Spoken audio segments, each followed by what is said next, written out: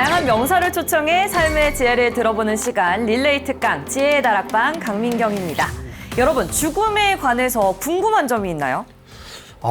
죽음 알고 싶지도 않고 너무 좀 다른 곳의 이야기 같습니다. 그래서 네.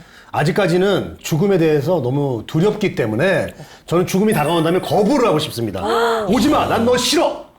강하게 밀어내고 싶을 정도로 네. 너무 두렵습니다. 근데 저 뒤에 네. 가만히 가 쓰고 있는 분 누구예요? 누구 오셨어요? 안 돼! 오지마! 오지마! 괜찮으세요? 네. 괜찮아요? 네, 이렇게 죽다 살았네요. 네. 진짜 살았어요. 네. 아, 다행이네요. 저도 사실은 사실 죽음에 대해서 크게 궁금하진 않는 것 같아요. 왜냐면은 죽으면 다 끝나잖아요. 네. 너무 극단적인가요? 네. 그래서 근데 보통은 다 그렇게 생각하죠. 네네. 크게 막 이렇게 궁금하진 않는 것 같아요. 네. 죽으면 다 끝이다. 끝이다. 네. 제 말이 바로 이 말입니다. 네. 저는 오늘 집에 가면 죽습니다, 이제. 왜요? 괜찮아요? 와이프가 지금 음식물 쓰레기 버리고 가라 나가라 했는데 모르고 생각해보니까 안 버리고 지금 아이고, 나왔더라고요. 네. 저는 오늘 이제 죽음을 맞아야 돼요. 죽음을 앞두고 있는 사람이기 때문에. 부디 무사하게 바랄게요. 네. 저는 죽의 궁금보다는 네. 어떻게 피해갈까 그 생각밖에 없습니다. 네. 세 분이 공통적으로 말씀을 해주셨는데요. 과연 그럴지 저도 궁금합니다. 어쩌면 오늘 죽음에 대한 가장 널리 알려진 오해를 깨닫게 될 수도 있을 것 같습니다. 오늘은 한림대학교 철학과 오진타 명예 교수님 모시고 자세한 말씀 들어보겠습니다. 교수님 어서 오세요.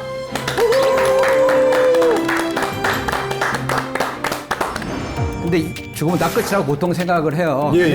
근데 그렇게 죽음에 대해서 많이 고민하고 인터넷에 조사해보고 공부하고 해서 내린 결론이 아니라는 거잖아요. 그렇죠. 그건 맞죠.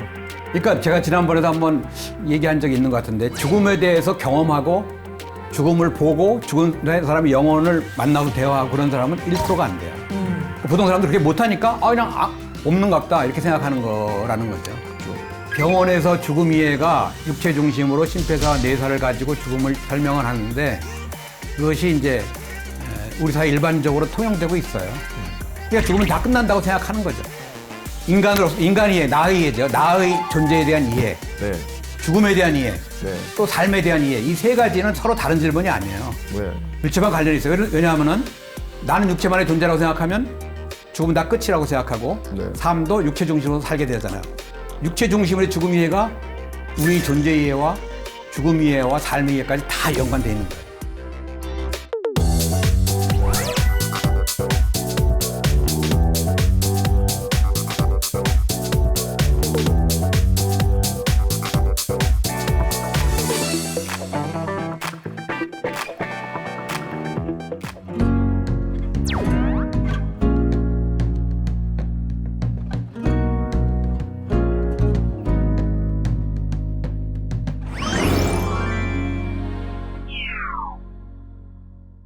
네, 안녕하세요. 반갑습니다. 지난번에 반갑습니다. 또 만나게 됐습니다. 네. 반갑습니다, 교수님. 어쨌든 예. 주제가 네. 지난번 가서 조금 한층 더 나아가서 죽으면 다 끝나는가 하는 문제를 가지고 이야기를 해보겠습니다. 근데 저희가 아까 이제 그 죽음에 대해서 이야기를 했는데 저희가 나눈 이야기 중에 좀 오해가 있다거나 좀 틀린 점이 있을까요? 그래서 죽음을 피할 수 있으면 피하면 좋겠죠, 그죠? 예. 피할 수 있나요? 그러니까요. 피하죠. 피할 수 없다면 예. 즐겨라. 즐겨야죠. 죽음을요? 그죠? 죽음을 즐겨요? 즐겨야죠. 오. 네. 고통이 있잖아요. 삶의 고통이 있으면 고통을 피할 수 있으면 피하면 돼요. 네. 피할 수 없으면 즐겨야죠. 맞아들이고 즐겨야죠. 그러니까 죽음을 거부하는 것과 죽음을 즐기라는 것이 다른 말로 하면 수용하는 건데 좀 달라지는 거거든요. 그러니까는 늙음 있잖아요. 늙음도 피하고 싶죠. 네. 피할 수 있어요? 못 피하죠. 네. 피할 수 없으면 받아들여야죠. 그러니까 늙음을 받아들여서 수용하는 사람과 늙음을 거부하는 사람은 차이가 큽니다. 실제로 이제 죽음에 대한 거는 데이터 분석하기 어려운데 늙음을 수용하는 것과 거부하는 것을 조사해 봤더니 장년층을 미국에서 한 600여 명 대상으로 20여 년 동안 조사를 했는데 늙음을 수용하는 사람과 늙음을 거부하는 사람의 차이는 7.5년의 수명의 차이가 났대요. 오, 그 정도로. 또 구체적으로 매일 담배 한 갑 피우는 정도의 차이가 났다는 겁니다. 그러니까 늙음을 수용하는 것과 늙음을 거부하는 것이 차이가 나듯이 네. 죽음을 수용하는 것과 거부하는 것도 그와 유사한 차이를 불러일으킨다고 할 수 있어요. 수용해야 돼요. 아, 그러니까 저는 그래서 늙어간다고 얘기하지 않고 저는 익어간다고 생각하거든요. 좋습니다. 잘 익어가고 있구나. 네. 이렇게 생각하고 삽니다. 얼굴이 어제 많이 익으신 것 같아요. 햇빛 아래서. 쎄 많이 익었죠. 근데 와이프도 그렇게 생각할까요? 아, 와이프는 그렇게 생각 안 하는 것 같은데. 농담이야. 아, 제가 만만합니까, 교수님? 우리 와이프가 만만해요? 얼마나 무서운데? 한번 만나야겠네, 내가. 무섭습니다. 자, 이제 원래 주제로 가겠습니다. 네. 그러니까는 죽음을 거부할 수 있으면 좋습니다. 근데 인간은 그런 능력이 없다는 거죠, 그죠? 뭐, 몇천 년 전부터 뭐 왕이든 누구든 지혜로운 철학자든 마찬가지로. 네. 그래서 우리가 가장 많이 생각하는 오해가 죽음은 끝이라는 오해입니다. 죽음은. 한번 거기에 대해서 한번 말을 한번 쭉 한번 해볼까요? 강 아나운서부터. 죽음은 끝, 솔직하게 얘기하세요. 죽으면요? 죽으면 저는 진짜 상상조차 안 되는 그 이후인 것 같아요. 좀 대답하기도 굉장히 근데 어렵네요. 우리 아, 어려서 그래, 어려서. 아니, 네. 어리지 않 우리 중에서 제일 먼저 죽음에 대해서 생각해야 될 죽음에 대해서 생각하셔야 될 것 같아요. 미인 박명이라고 이제 오. 얼마 안 남았거든요. 그런 이유라면 겸허히 받아들이겠습니다. 아, 뭘 그렇다고 빨리 죽어요. 오래 살아야지. 여기는. 저는 사실 죽으면 다 끝이라고 생각하는데 그렇죠. 네. 총각일 때는 진짜 죽으면 끝이지라고 생각했거든요. 근데 자식이 생기고 나니까 내가 죽더라도 이 자식들한테 어떤 또 삶의 어떤 보탬이 되고 나서 죽어야 되지 않을까.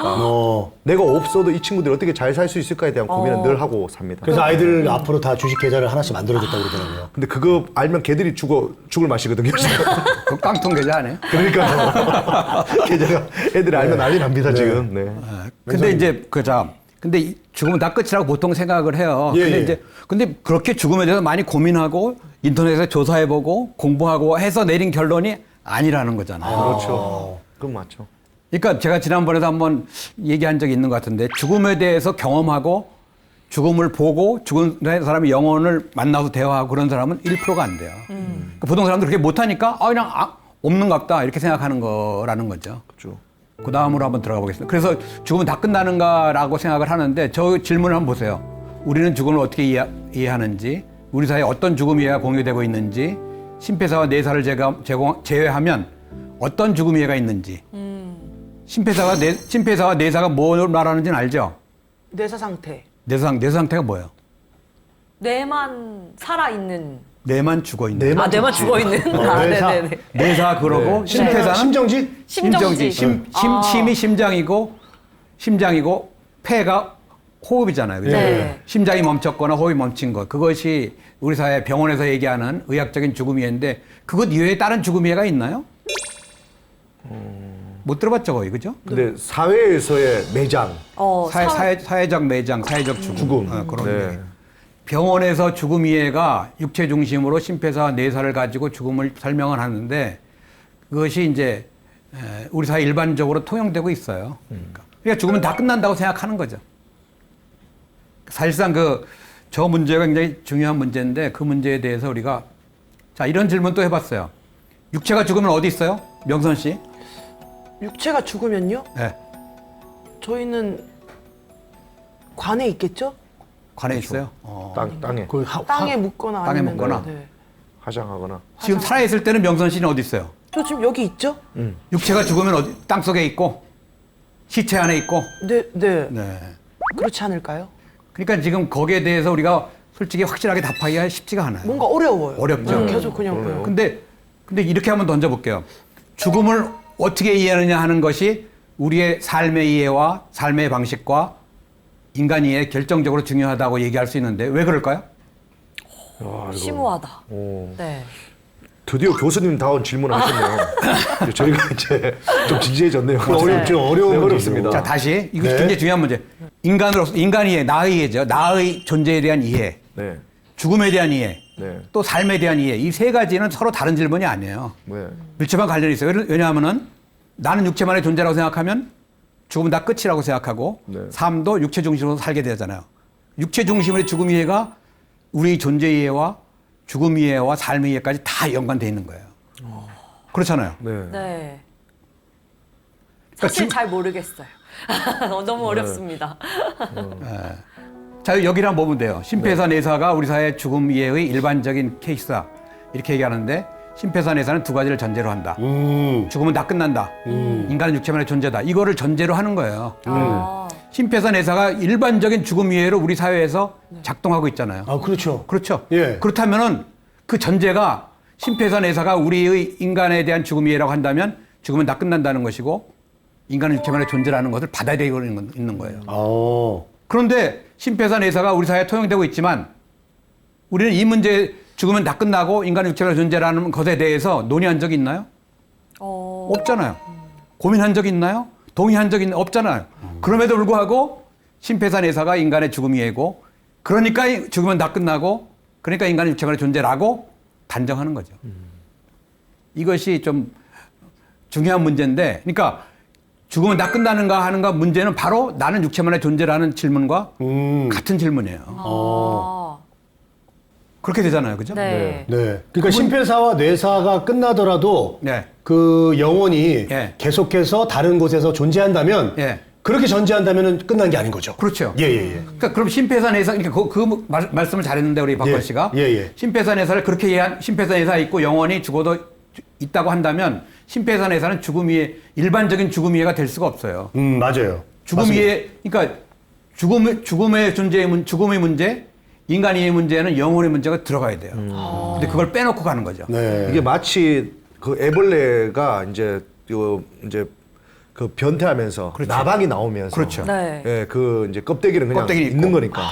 그렇죠. 그런 거 비슷한 겁니다. 오. 매미가 그런 모습을 지난번에 많이 보였잖아요. 그죠, 그죠? 그죠. 예. 네. 그러니까 그런 문제를 우리가 하나로 동의할 수 있는 죽음 이해를 공유하기는 어렵지만 그런 문제는 같이 고민하고 대화해야 한다는 거잖아요. 야, 그 생각을 못 했네. 그걸 안 하니까 우리 사회는 문제가 생겨요. 그러니까 살다가 힘들면 자살하면 다 끝나는 거 아니냐. 고통도 끝나는 거 아니냐. 그렇게 되는 겁니다. 그 문제를 우리나라가 지금 뭐 대통령이 또 뭐 회의를 하고 해가지고 자살 예방을 적극적으로 하겠다고 그러지만 실질적으로 죽음 이해에 대한 문제를 놓치고 있는 거예요. 네.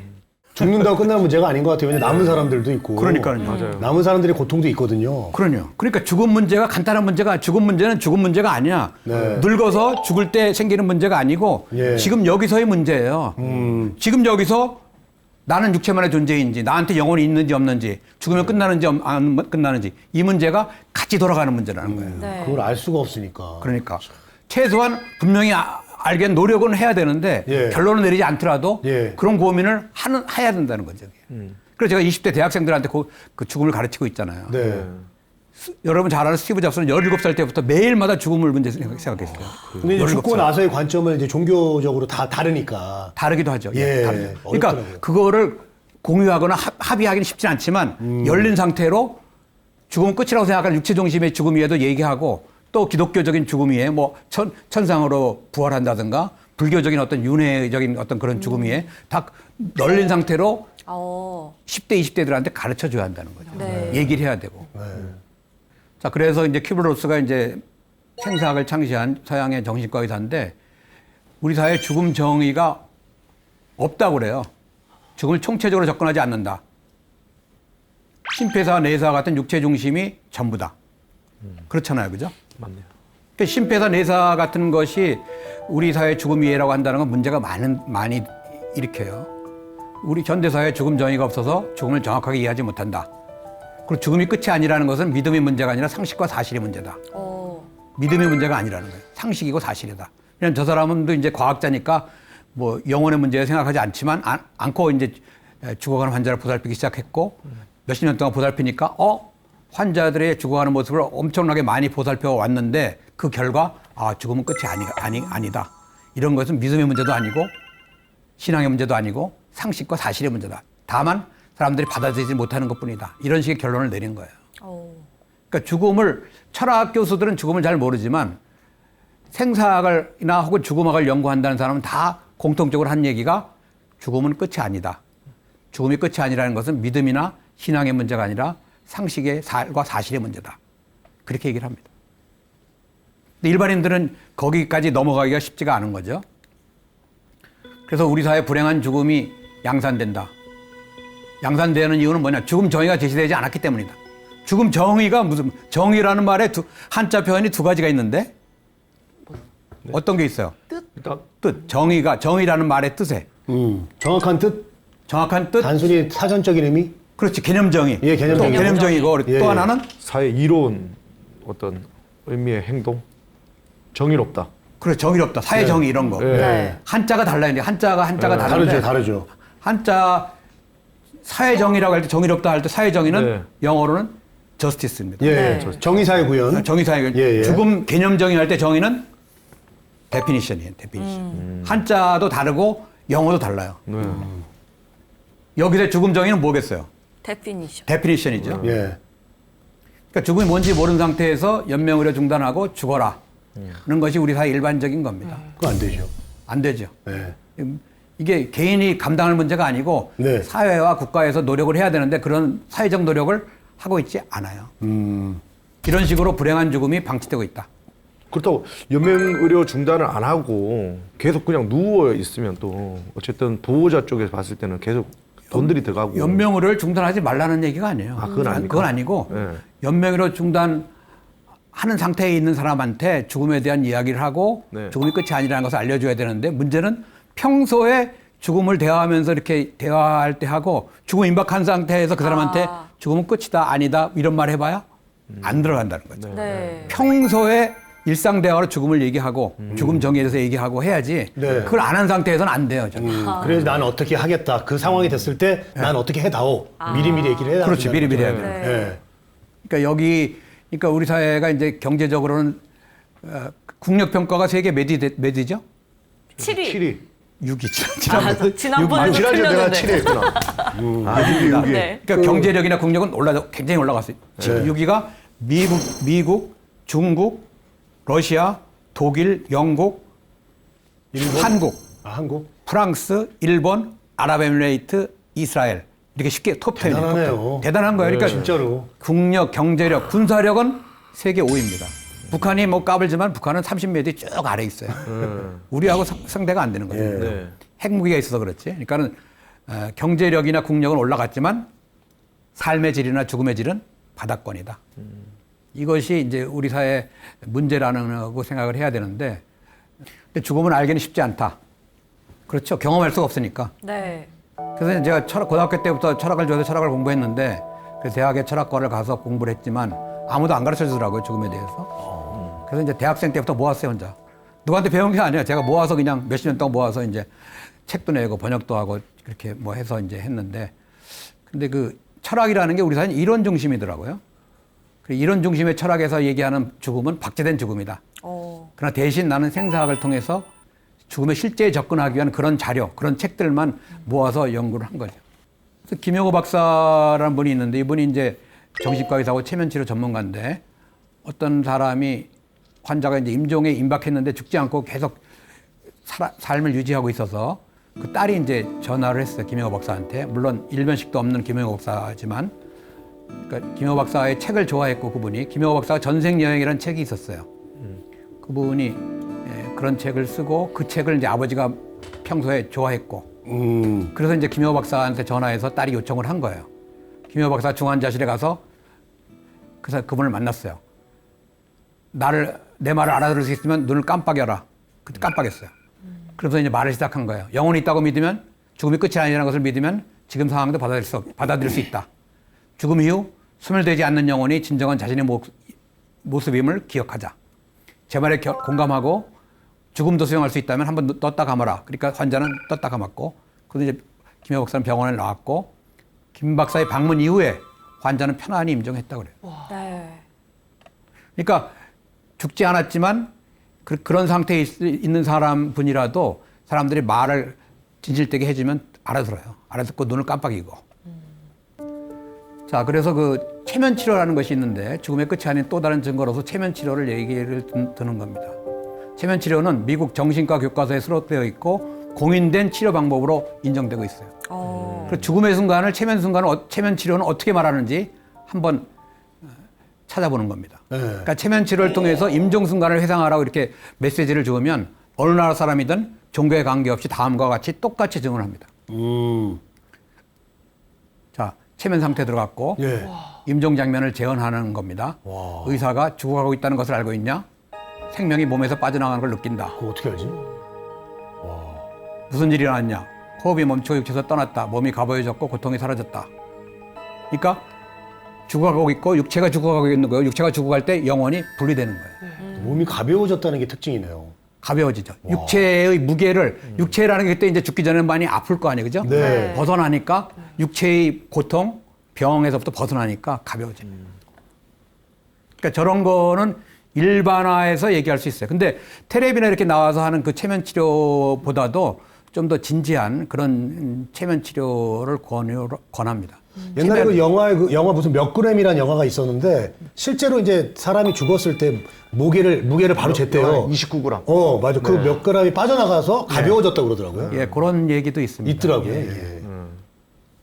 그래서 빙의 된 사람을 한번 체면 치료를 해봤어요.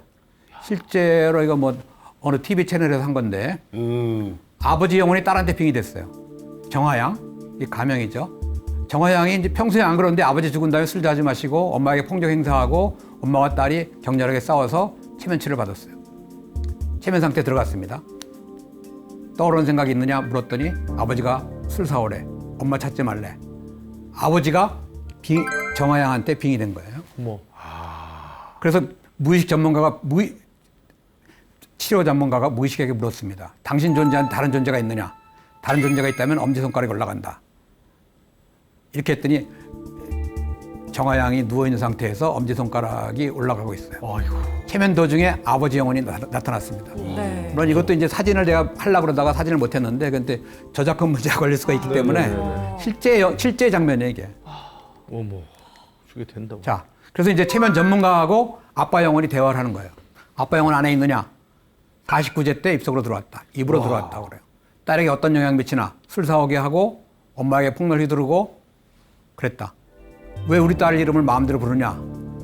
그때 이렇게 이제 화난 거죠. 왜 딸 몸에 들어왔느냐? 부인에게 복수하기 위해서. 부인하고 어쨌든 사이가 안 좋았어요. 왜 안 좋았는지 모르겠는데 그래서 막 부인한테 폭력을 휘두르고 그러니까 아빠가 죽은 다음에도 딸의 몸에 들어가서 똑같이 폭력을 휘두르고 딸한테 술 먹게 하고 그런 거 한 겁니다. 아이고. 놀랍죠? 네. 근데 좀 굉장히 다 특수한 케이스인 것 같다는 생각이 들어서. 근데 이 체면이 진짜로 이게 뭔가 믿을 만한 치료인지 사실 저는 계속해서 궁금한 점이 듭니다. 좋은 질문하네요, 우리 네. 민경 아나운서가. 그게 근데 이게 그러니까 이게 체면도 보니까는 우리 여러 사람들이 하는데 그 권위 있고 신뢰성 있고 장사꾼이 아닌 그런 사람. 진짜 전문가인 사람 그런 사람들이 있어요. 많지는 않은데 그런 자료만 제가 끌어온 거예요. 그래서 아픈 사람을 고쳐야 되니까 네. 그런 자료들을 구할 수가 있다고 봅니다. 그러니까 체면이 왜 그러냐면은 체면이 효과 있는 게 우리는 의식이 있고 의식이라는 게 10%밖에 우리가 뇌 속에서 활동을 못 한다잖아요. 90%는 무의식이에요. 우리가 쓰질 못해요. 무의식 속에 우리 엄청난 내용이 저장돼 있는 거예요. 무의식 속에. 그거를 활성화시키는 것이 바로 체면이다. 우리 의식적으로는 무의식을 쓸 수 없으니까 그것을 활성화시키고 그래서 지난 과거에서 살았던 이야기, 뭐 빙의됐던 이야기, 이런저런 이야기, 뭐 그런 것들을 지혜가 담긴 어떤 것들까지 포함해서 무의식에 끄집어내는 것이 놀라운 거죠. 물론 이것이 조작된 정보가 아니고 제대로 된 그 치료에서 나온 것이라고 한다면 신뢰할 수가 있겠죠. 그죠? 네. 또 질문 있어요? 아닙니다. 예. 네. 뭐 언제든지 질문하면 좋습니다. 네. 빙의가 될 확률은요 어느 정도예요? 빙의가 사실 저는 이렇게 봐서 너무 신기한데 주변에서 막 그런 걸 본 적은 없거든요. 본 적은 없죠. 근데 사실상 많아요. 많아요? 많은데 우리가 몰라요. 판단을 못 하는 거예요. 왜냐하면 죽음이 끝이 아니라고 받아들인다면 사람은 보통 죽음을 끝이라고 하고 죽었는데 자기 육신은 죽었고 육신으로부터 영혼은 분리됐고 갈 데가 없잖아요. 그럼 산 사람 주위에서 배회하죠. 그런 일들이 동물이 많아요. 빙의가 될 수도 있나요? 네? 동물. 동물도 가능하다고 봐요. 아니 내가 저번에 강아지 사료를 먹었는데 예. 우리 붕이가 예. 빙의돼서 그걸 먹었나 해갖고 나를. 근데 술을 많이 드셨던 예. 거 맞아요. 같아요. 내 발로 기억나요? 네. 네네네. 술 먹으면 가끔 개가 되고 그래요. 우리 붕이가 들어왔나 봐요. 아니 불교에서는 육도윤회라고 해가지고 예. 동물이 인간으로 가고 인간이 동물도 가기도 해요. 그러니까는 개고기를 특히 먹지 말라고 그러죠. 개고기 좋아하나요? 아니요, 저 절대 안 먹습니다. 절대 안 개고기 먹지 마세요. 개하고 인간하고 가깝기 때문에 예. 그런 어떤 빙의라든가 그런 것도 가능하고 큰일 나요. 살생을 하지 말라는 이유가 뭐예요, 불교에서는? 어떤 재벌이 건물을 짓는데 거기 뱀이 많이 나왔다고 그래요. 그래서 집 짓는 사람들이 그 뱀을 많이 잡았더니 그로 인해서 많은 어떤 안 좋은 일들이 많이 생긴다고 그러잖아요. 그러니까 살생 금하는 이유가 있습니다, 불교에서는. 자, 그러니까 빙의를 우리가 잘 모릅니다. 모릅니다.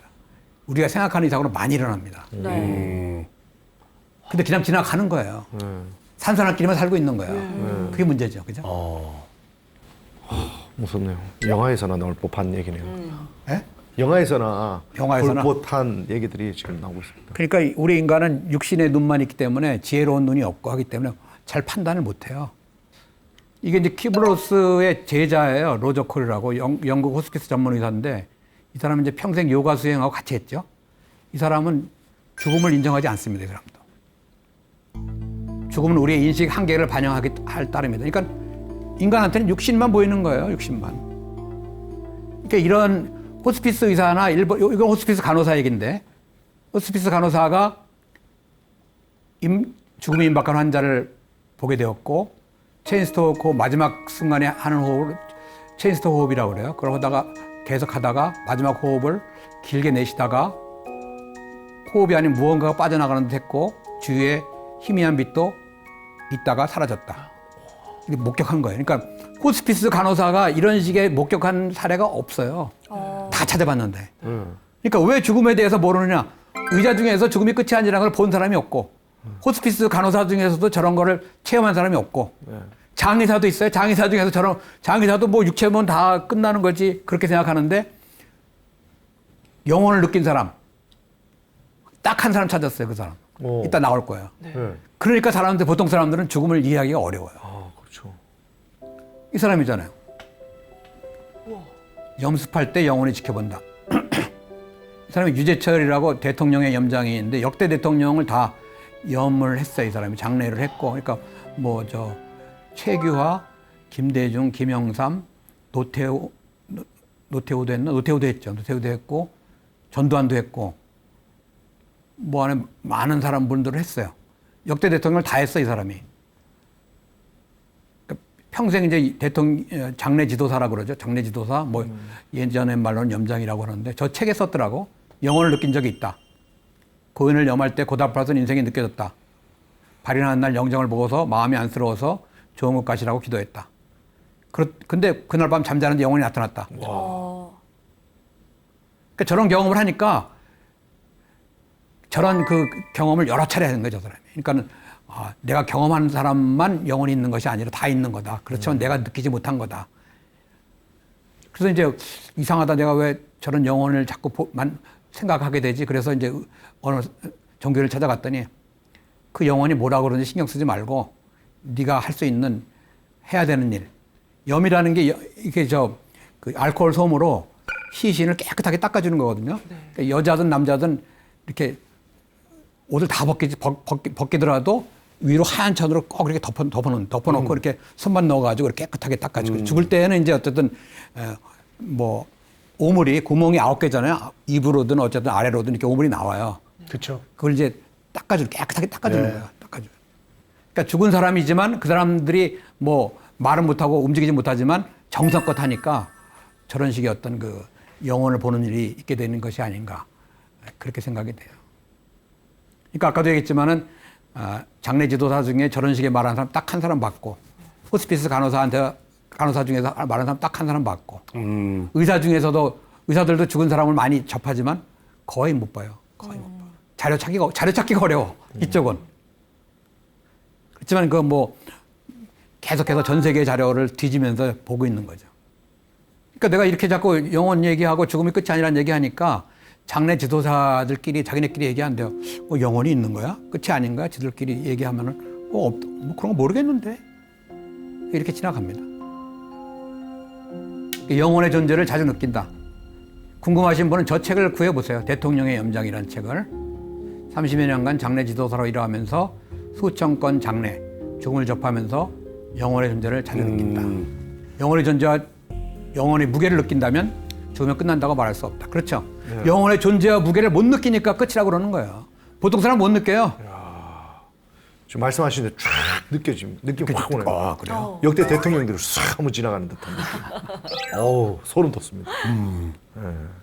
그러니까 보세요. 죽음을 끝이라고 생각해서 그냥 뭐 육체 중심으로 돈 중심으로 사는 사람과 영혼의 무게와 존재를 느끼면서 돈도 중요하지만 그보다 중요한 가치를 잃어버렸잖아요. 그 사회는. 그죠? 의미를 잃어버린 거예요. 그렇네요. 우리 사회 왜 삶의 질이 낮아지겠어요? 행복 만족도가 왜 떨어지겠어요? 그저 돈만 벌면 된다. 그렇죠. 예. 돈만이 최고죠. 근데 그 사람이 돈을 뭐 10억 벌었다. 그러면 행복해지겠어요? 순간이에요. 그거 순간. 그러니까 결국 이게 죽음의 문제가 우리 사회는 죽음 문제를 빼고 살기 때문에 죽으면 끝난다고 생각하고 살기 때문에 돈이면 다 된다고 생각하니까 가치가 없습니다. 가치가. 경제적 가치만 있잖아요. 경제적 가치는 가치가 아니에요. 돈이죠. 경제적 가치를 어떤 가치관에 의해서 움직일 수 있을 때 개인이든 사회든 그런 사람들이 보다 의미 있는 삶을 살 수가 있어요. 돈이면 다 되는 그런 사회를 사니까 행복 만족도나 삶의 질이 안 좋아지고 죽음의 질이 안 좋으니까 삶의 질과 행복 만족도가 낮은 겁니다. 거기에 대한 반성이 없잖아요. 그런 생각 안 하잖아요. 그죠? 그런 말 안 해요. 요새 사람들은. 그게 참 안타까운 일입니다. 그러니까 자살 문제도 바로 거기서 있는 거예요. 죽음에 대해서 안 가르쳐 주니까 죽으면 다 끝난다고 생각하잖아요. 그러니까 살다 힘들면 자살하면 끝이잖아요. 고통도 끝날 거 아니에요. 그런 기대감이 자살의 근본 원인은 거기 있어요. 그것을 아무도 안 가르쳐 주니까 심각한 겁니다, 문제가. 그러니까 영혼의 존재와 무게를 직접 느낀다면 죽으면 끝난다고 결코 말할 수 없다. 거꾸로 영혼의 존재와 무게를 느끼지 못하니까 죽으면 끝난다고 우리는 쉽게 얘기한다. 삶이 값싸지고 돈은 많아지지만 마음은 여유롭지 못하고 돈 많아진다고 여유로워지지 않습니다. 그죠? 죽음이 문제가 아니다. 자기의 죽음 이해가 문제다. 이게 무슨 뜻이겠어요? 죽음이 문제가 아니다. 자신의 죽음 이해가 문제다. 죽음이 어떻게 이제 본인의 죽음을 받아들이는지가 그게 이제 관건이다. 예, 그런 뜻인가요? 그렇죠. 네. 또 그냥 죽는 게 아니라 나의 죽음이 어떻게 죽느냐가 더 중요하다. 그렇죠. 네. 그다음에 그럼 어렵습니다. 너무 그렇죠. 어렵습니다. 비슷한 얘기인 것 같은데요. 어떻게 뭐 그러니까 자 봅시다. 죽음이 아니라 자신의 죽음이 문제가 아니다. 죽음이라는 것은 어쨌든 뭐 객관적으로 뭔가 있다고 한다면 그것이 문제가 아니라 네. 내가 죽음을 어떻게 보느냐가 문제다. 내가 죽음을 끝이라고 보느냐. 네. 그럼 그렇게 살고 그렇게 죽을 것 아니냐. 네. 그러니까 죽음이 뭔지를 묻는 것이 의미가 없어요. 왜 의미가 없느냐. 내가 죽음을 어떻게 보느냐가 문제다.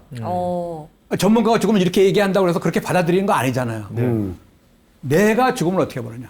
내가 죽음은 끝이라고 보느냐. 내가 나는 육체만의 존재라고 보느냐가 문제인 거다. 철학에서 인간의 존재는 영혼이 있고 어쩌고저쩌고 얘기하는 것이 문제가 아니라 내가 나를 어떻게 보느냐. 내가 돈으로만 세상을 보는데 내가 돈만 많이 벌기 위해서 노력하는데 다른 게 문제가 아닌 거죠. 내가 보는 게 중요하니까. 네. 근데 사람들이 보통 이제 뭐 부모님이 돌아가셨을 때 항상 이런 얘기 많이 하잖아요.